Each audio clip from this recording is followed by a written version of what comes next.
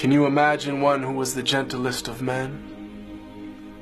while being the most brave and just of all who've been? One who conquered all desires of self that make men weak,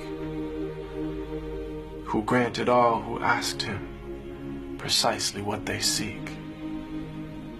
whom only jewels poured out his mouth whenever he would speak, who was the gem amongst the stones of men who shined unique. A selflessness and generosity that some would say was merely myth until they'd seen one of the lovers of his way, who used to mend his sandals, used to patch his clothes, who used to serve his family whenever he was home, who had a noble shyness, not gazing long upon a face, who honored all he ever met, be he king or be he slave, who always felt himself at home the most amongst the poor, who never angered for himself, but only for his Lord, always just, always truthful, conscious of the one, even if it brought discomfort to himself and those he loved. A satiated stomach his whole life was rarely felt, not due to poverty, but preference of others to himself, who knew the time of day by sun, the direction by the stars, who'd walk amongst his enemies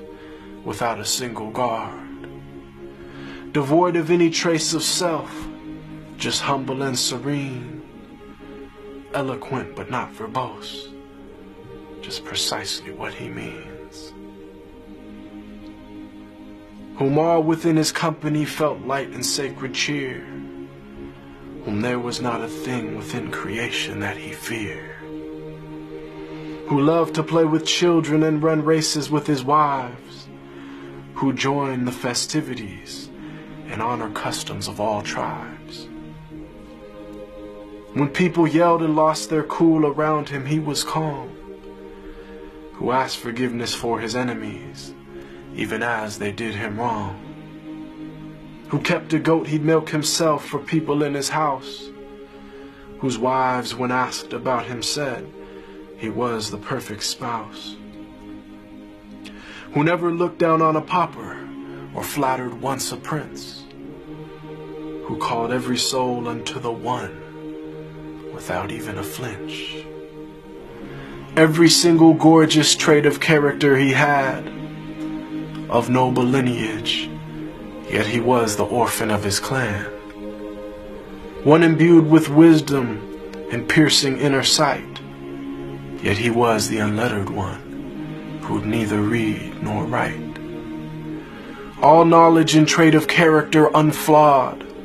were placed inside his very being directly by Allah. The way to salvation and triumph after death, to detachment and joy in life with each and every breath, to walk the righteous path and never falter come what may. May Allah give us success in following his way. They call him Al-Amin, the trustworthy, the honest, and I call him beloved, my master, Muhammad.